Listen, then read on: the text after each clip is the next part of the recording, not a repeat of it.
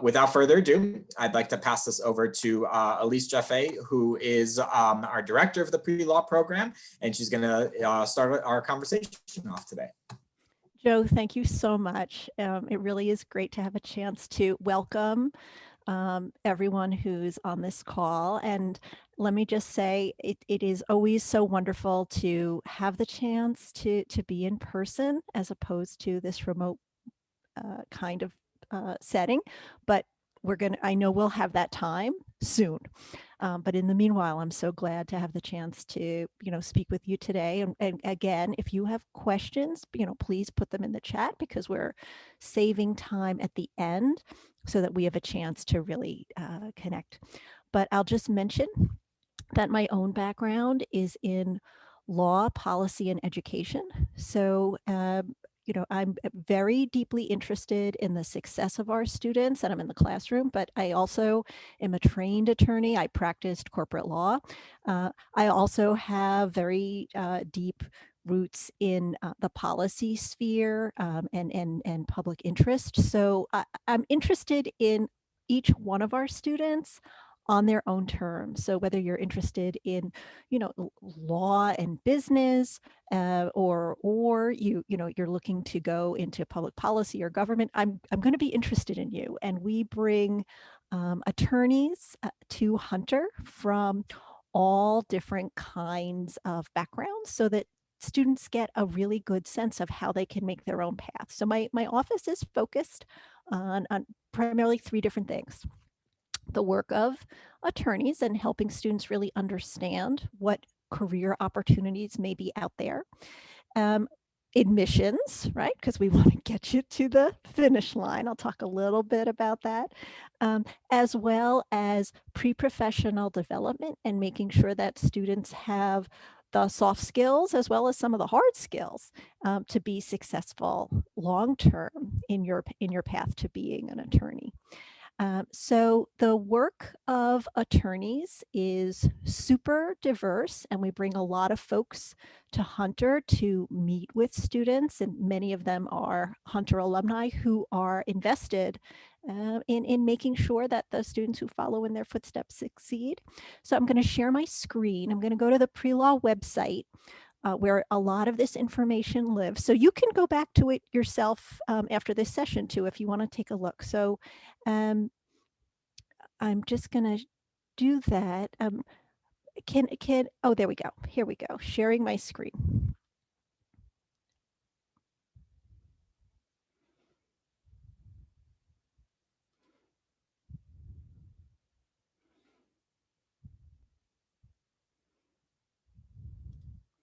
I'm just going to take 1 minute to double check to see where things are.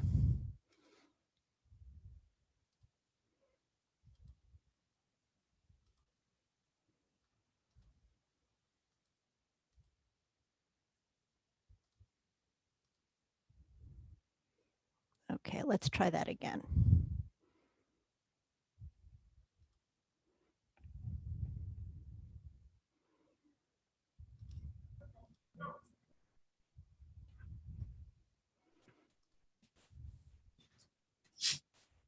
Okay. Tasneem, you can see the screen okay? It said it has started screen sharing, but okay, I can see it now. It's okay. Good. So you see attorney and law student alumni screen, yes? Correct, yeah. Fantastic. Thank you for bearing with me while we deal with technology and these, shared moments. So as I was mentioning, we bring all kinds of folks to Hunter to meet with students and in different contexts. So one of our most popular events that we have each semester is our Lunch with a Lawyer, where our president, so Hunter's president, is actually an attorney. She's a Harvard-trained attorney and is super invested in the students. And one of the things she will do is partner with my office to bring in prominent attorneys for Lunch with a Lawyer. And we actually meet in the presidential conference room, and the president buys everybody lunch. And we have the chance to hear from some prominent folks. So on this screen, you can see that Leslie Rosenthal is here meeting with students to talk about her work in-house at Lincoln Center. Further down is Sheila Birnbaum meeting with students. We actually brought her back just this previous semester, and students had a chance to meet with her and hear about her really prominent career in torts. And she not only is visible in the business community and the corporate world, where she helps corporations deal with issues relating to class action lawsuits. She also was the special master for the 9/11 Fund, so she has been prominent in public service and is a really amazing lady. I know, Audrey, Tasneem, were you on that visit with Sheila? Yes, I was. Yeah. And I found that to be like very beneficial because going into it, I wasn't sure what exactly to expect because I didn't necessarily think a lot of what she does pertained to what I was interested in. But as we went through the conversation, she shared about 50 different paths she took in her career and all the experience she had. And it was so interesting because it gave me a different perspective, even of what I possibly might want to do. And that was very valuable because I wouldn't have known that otherwise.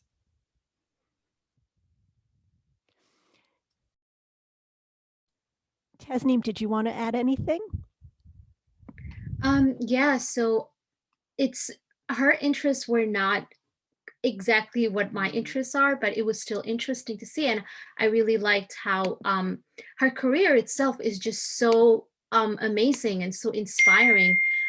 She's one of those attorneys who has argued in even the Supreme Court, and you don't get to meet them every day. So I really, really appreciate pre-law and Hunter College bringing in all these prominent speakers for us to have a direct conversation with sometimes and ask them questions and things like that.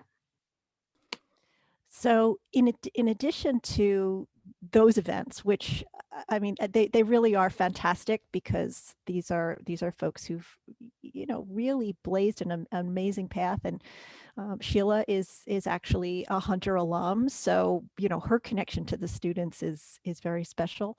But we bring in lawyers, all the time. So in addition to those big semester events, we will frequently have attorneys in a few times a month.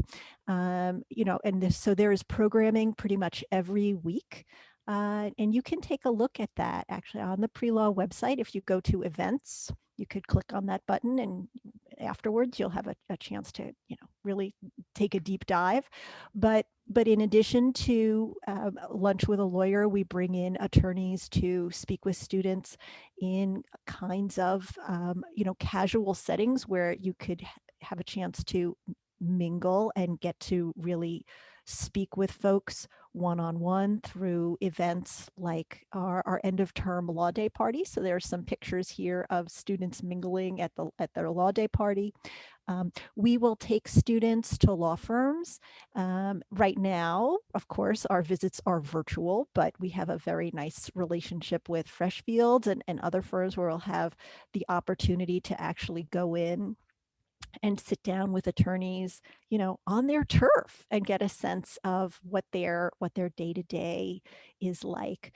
We have frequent panels on all different kinds of law. I made some quick notes, so if you see me looking down, I'm just, I don't want to leave anything out, and I know we have a very short amount of time. But this semester, this year alone, we brought in folks talking about criminal law, election law, intellectual property. For those of you who might be science oriented, intellectual property is a great place to hang your hat. The ACLU, we've had folks come in to talk about clerking so that students know that clerking is actually something that's very prestigious and helpful to your career if you have a chance to do that. And so many different kinds of law, as well as panels that capture the diversity of the profession in not only in terms of our composition, right, our ethnic diversity, but in terms of the wide variety of areas of practice. So we did a deep dive into nonprofit practice. And we had folks who were on the front lines working with individuals who have housing needs or issues relating to benefits. We spoke with an attorney who's in-house at the Clinton Foundation, right? So working in a nonprofit environment, but in a different sense where you're working on the business side, and making sure that students at Hunter have a very good sort of working understanding of how it is that they may blaze their path and how they can continue to educate themselves about what those opportunities may be. So many of the folks who come in and speak with us will share email, happy to be in touch with you. They're really going to want to foster your success, especially because, as I mentioned, so many of them are Hunter alumni, and our advisory board now is about 30 people. So a very deep commitment among those who came before you.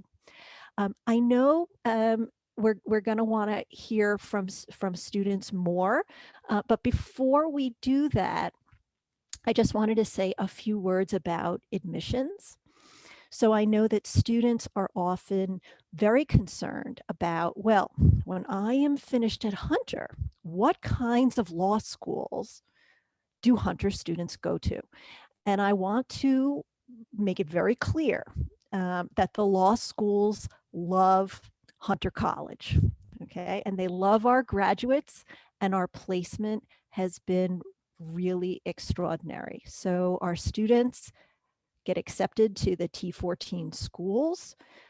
Hunter is known for the fact that its students are dynamic and scrappy and have a lot of moxie, right? So if you get up every day and get on that subway and come to school, you know, at this university where there are a lot of opportunities, also a lot of people, right? It means you are independent and directed, and the schools really respond to that, and they love our students. So whether you're living at a dorm, either uptown or downtown, because we have dorms in different places in Manhattan, right? Every day you're gonna get up and kind of live in the world, just like, you know, adults, working people, right? So you know, being responsible for yourself, getting out there, taking advantage of these opportunities.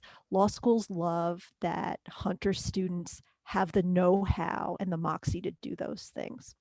So this year we actually had 2 accepted to Yale Law, which is the, you know, most elite school in the nation. So we're really excited about that, and more admissions numbers are coming in, but the law schools really are responsive to our campus. And you know, if they have a question, they pick up the phone and they'll ask me, right? And they come to Hunter. So Yale Law School was here, not this fall, but the year before, and they'll come and they'll have panels.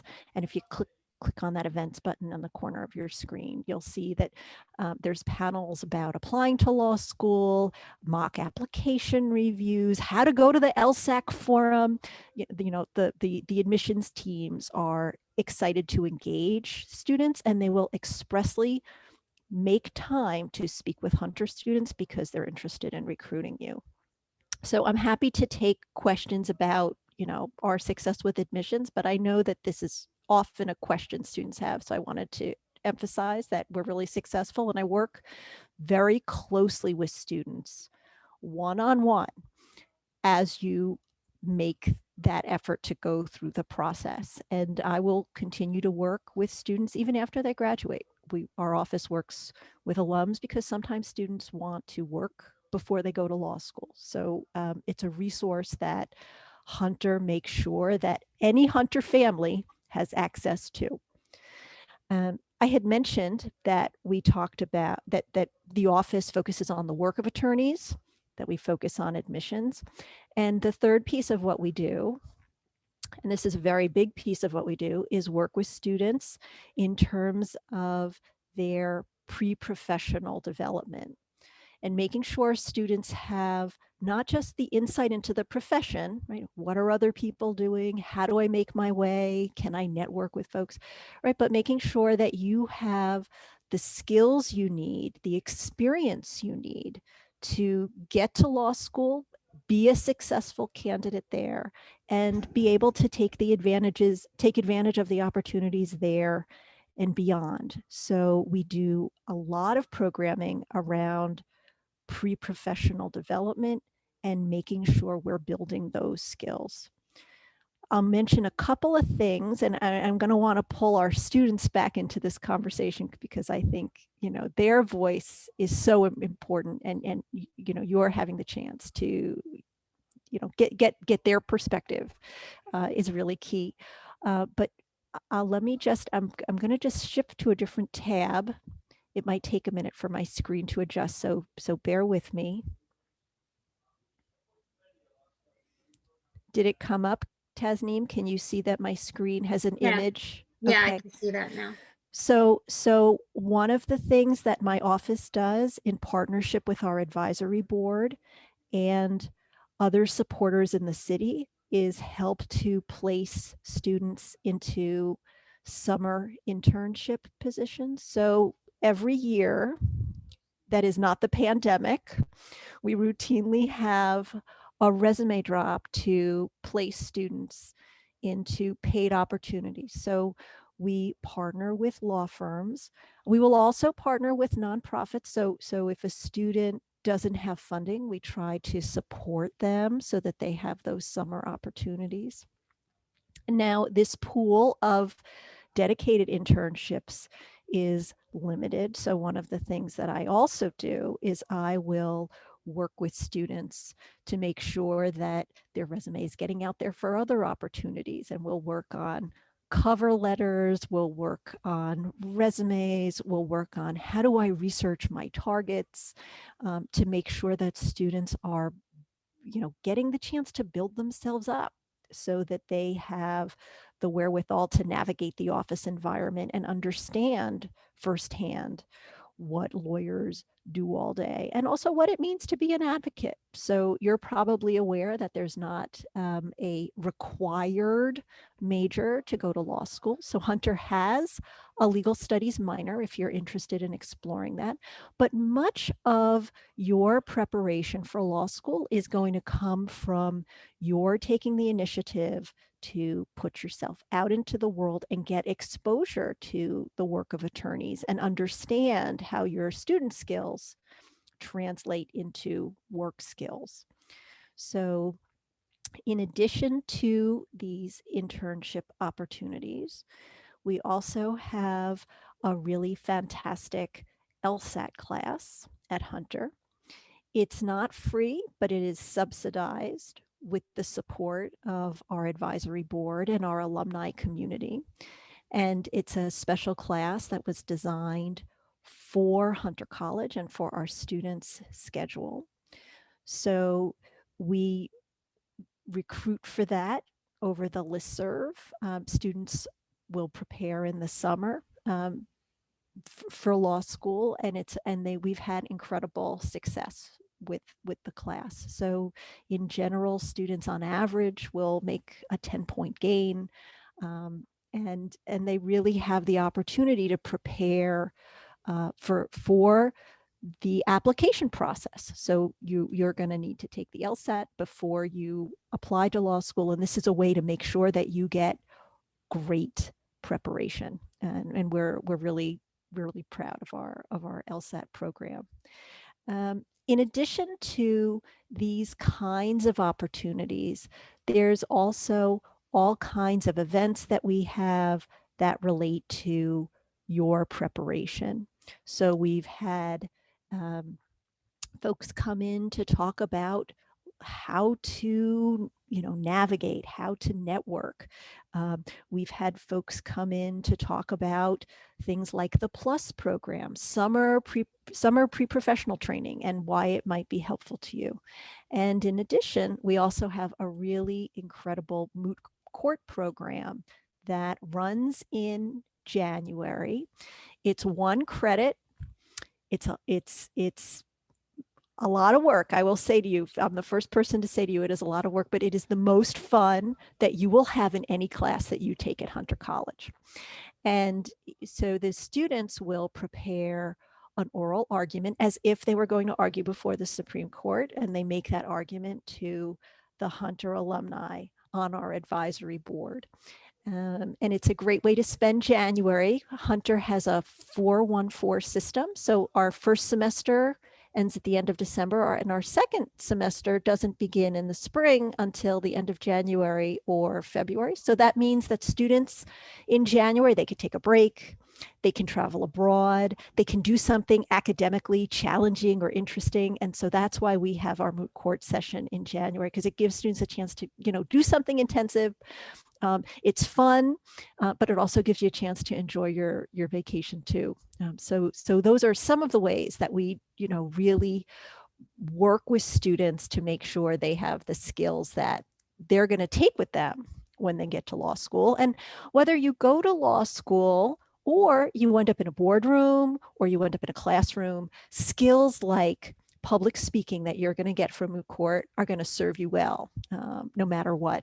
And Audrey, you had been in moot court this past year. I wonder if you want to share some thoughts about it. Yeah, sure. I thought it was a very great experience. I went into it knowing really not much at all. At that point, I was still kind of new to the pre-law program. It was like my first official whole semester being a pre-law student. And I went in a little nervous, and there was definitely a lot of work, but I found it to be extremely rewarding. We had a professor who would walk us through different cases every week that would help us inform our argument that we were going to present at the end of the semester. And the way we went through it really teaches you how to think like a lawyer, think about the details, and think about how to respond to questions. And I think what was mentioned before in terms of helping you not just with like seeing if this is something you're interested in, but also in terms of professional development or public speaking. I found that helped a lot.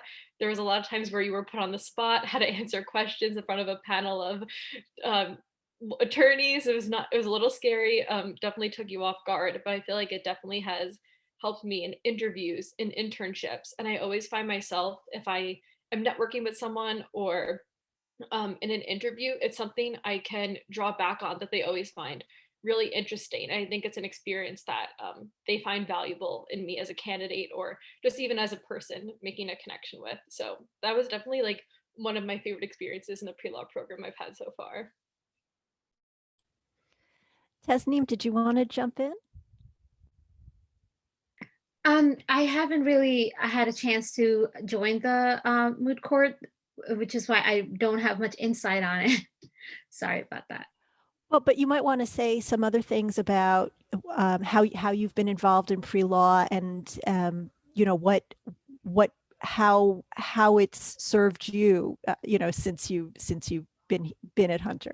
Oh yeah, definitely. I have taken a lot of advantage of the pre-law events and all those opportunities since my freshman year. I actually joined pre-law my first semester of freshman year because I really wanted to explore my interests, and I came to Hunter as an undecided major. I ended up picking up so many things because of all these explorations. I do remember when I was a freshman, I was in this training program, sort of. It was in a law firm in Midtown, Davis Wright Tremaine. And I would meet with an attorney and sort of get like, it's just a one-on-one experience where like 3 students go meet them up Friday afternoon and then just talk about things. And when Elise was talking about all these different types of law practices that I haven't even thought about before. So I'm getting trained, and then I meet other attorneys because he takes us around and introduces us to new people for networking. And then there's this person who's like, oh, I specialize in fashion law, which is like so interesting. I have never thought of that. Also, things like Clio.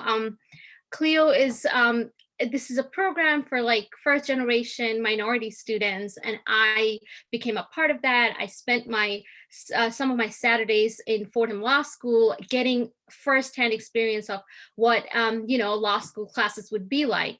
So things like that really makes you realize what are the things you want to do, what are the things you don't like. And Elise sends out a lot of opportunities, and I always like look out for them and apply for them.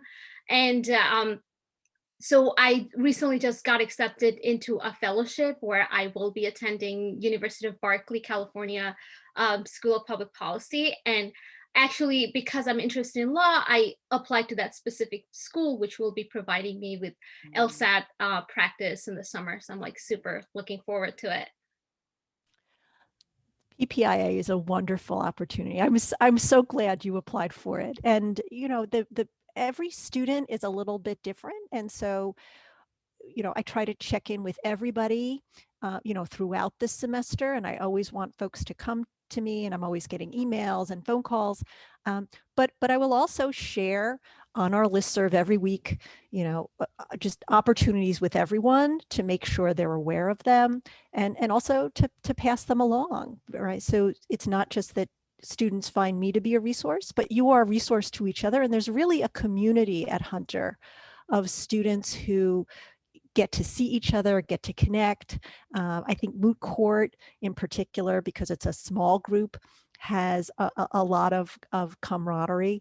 But you know, one of the things I think that's very special about the pre-law group is because you get to see each other a good amount. I think there's also a lot of friendships that emerge at Hunter, which makes it very special. I also wanted to mention, you know, Tasneem had referenced something called CLIO, which is a diversity initiative. And there are a number of diversity initiatives here in the city, and my office partners with them.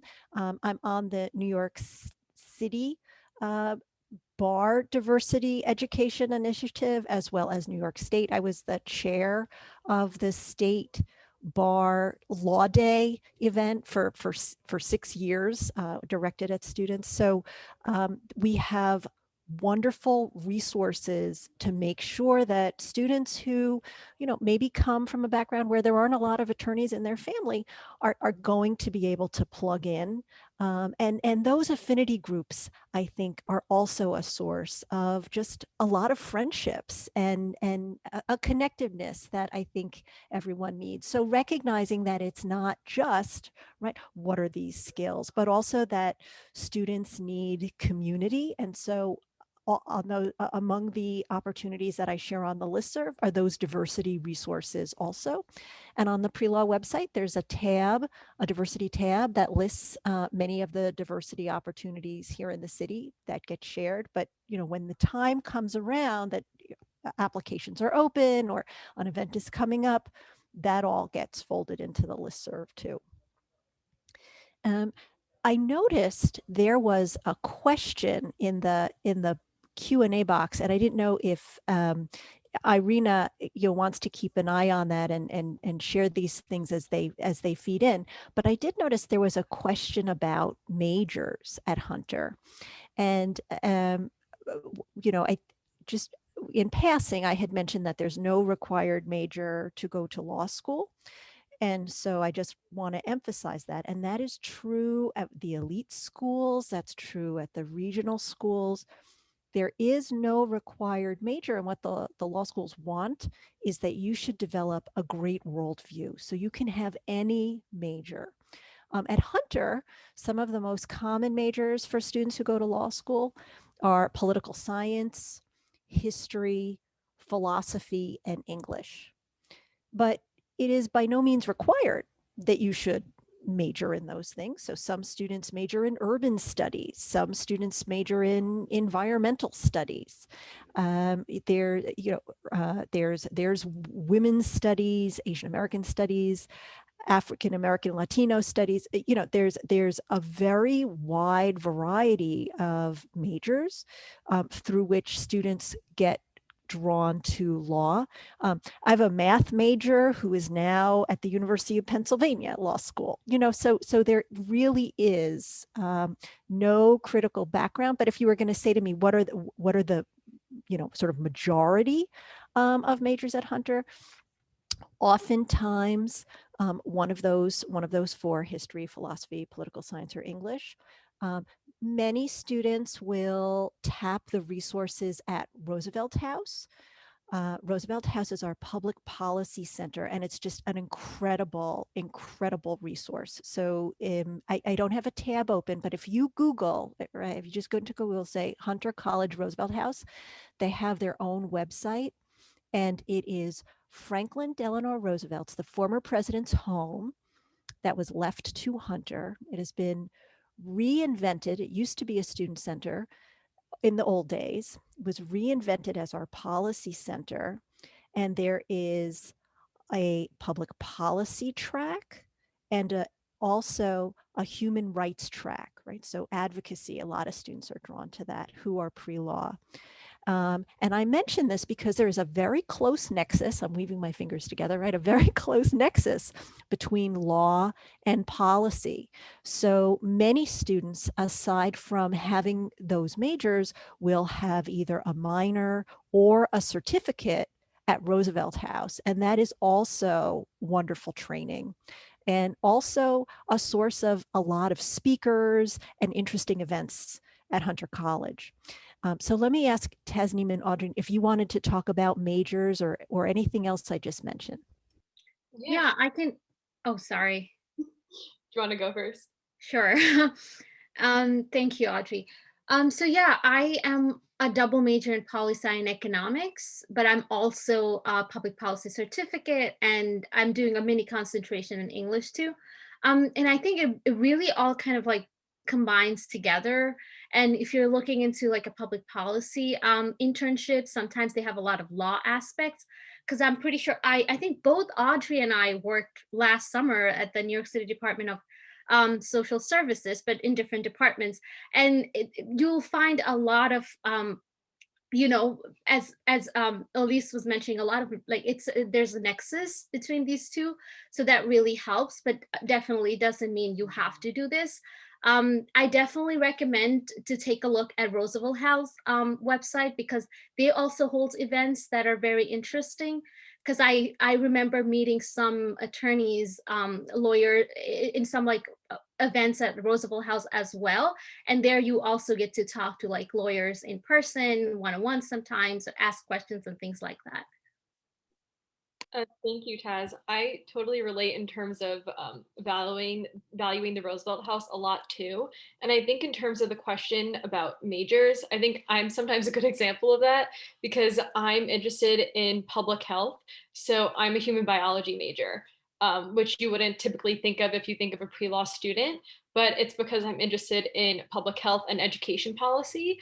And I find that having that along with a public policy certificate and a minor in legal studies is a really interesting intersection to talk about. And it also, a lot of the times, helps me narrow down what experiences I look to. So in terms of internships, I've applied to and worked at nonprofit organizations where I work on health policy, but that still has a legal focus. So it's not disjointed, it's not impossible, it makes sense. And I know a lot of the times in the beginning, I was struggling with thinking I had to prove myself and make sense of it all. But it really does make sense because if you have a certain interest that doesn't immediately seem like it's political science, that it can be confusing to other people. But as long as you pursue it in a lens where you're engaging maybe in policy in that way, I think it really creates a unique dimension to you as a student. So I'm going to jump in here really quickly because we have some great questions coming in from our students in the room. So I'd like to throw out a few here. Some are logistics and just good for everyone to know, and others are more experiential. So we'll get a few. There's a couple of questions about how do you join pre-law? How do you apply? How do you get involved? How does that work? And at least perhaps this is the best one for you here. Yeah, so on the pre-law website, there's a little button that says register. So students who are interested in pre-law should go there. That button is on the top right-hand side of the landing page and every page of the pre-law website. And let me just say, I know sometimes students are wondering, well, do I have to apply to be pre-law? And one of the things that's really important to me is to make sure that the program is accessible and available to a broad range of students. So in general, all of our speaker events are going to be very open. It's very inclusive. I will say there are some opportunities that students will need to apply to. So for instance, moot court.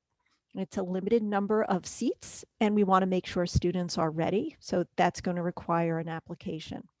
When we have our internship placements, students do that through the resume drop. Right? So there's different avenues by which students are going to be able to tap these resources. But absolutely, anyone who comes to Hunter can participate in the pre-law program. And I'm excited to meet students at any step of the way, but especially freshmen, because you can get a really good start on building yourself up when we start early. I think you're muted, Joe. Sorry, you would think we would have the hang of it by now. So I know you're doing a lot of these. Yeah, a couple of other questions. So what activities should students engage in order to stand out for top law schools? I know we sort of touched on this a little bit here and there and all the wonderful things that are available at Hunter, but really, what are some of the things that students should be focusing on right from the get-go? So if you want to stand out, there's two fronts, right? There's the academic front, and then there's the co-curricular front. So on the academic front, you want to be a great student. You want to be a rock star student. And part of what that means is that you are thinking about how to make the most of your academic opportunities and not be passive, right? So I will constantly be talking to students about what's going on with their classes, what kind of research they're doing, are they writing a thesis, and thinking about not just doing that paper, right, that has been assigned, but how you can use that paper to explore your interests, right? So making the most on the academic side and writing that thesis, right, going the extra mile in your classes, that's really important, and building relationships with your professors who are going to write you great letters. That's the academic side of the house. On the sort of co-curricular pre-professional side of the house, you want to be looking for the opportunities that speak to your interests. So I think, I'm going to just say a word or two, and then I'm going to give this to Audrey. If you have a particular area that you're interested in, you need to pursue it. And the law schools really like to see that you know yourself and that you are going after those opportunities that are going to help you grow. They're going to challenge you, but they're going to help you grow and lead you to the next opportunity. And I'm going to just ask Audrey to jump in on this because I know she's been so proactive on that front. Yeah, sure. I think this really kicked off when I went to a pre-law sponsored event for attorneys working in child welfare, where I heard about the Children's Law Center, and that kind of tied in my interest with children's welfare, which had a connection to public health and public health policy. So after that internship, I was able to make so many different networking connections to other people, and I have since interned at the Department of Social Services, at the Children's Defense Fund, and I also worked at a fellowship at the public policy house at Hunter, the Roosevelt House, where I was a Grow Fellow and worked on a public policy project. So once you get that start, you could connect with other people and then really drive down that path. And even on campus, I try to hone in on my interests as well.